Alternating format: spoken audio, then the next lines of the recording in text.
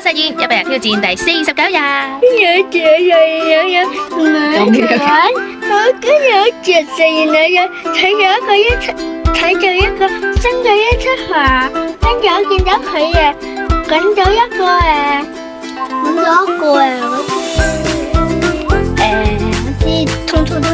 通手啊！今日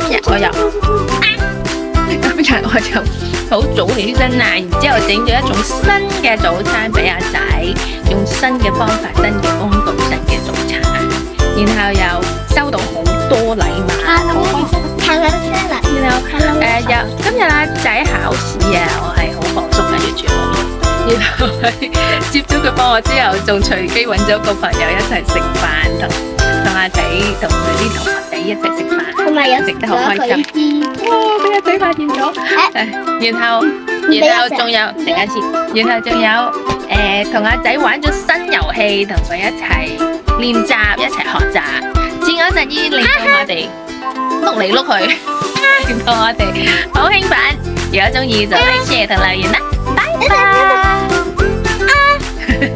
拜拜。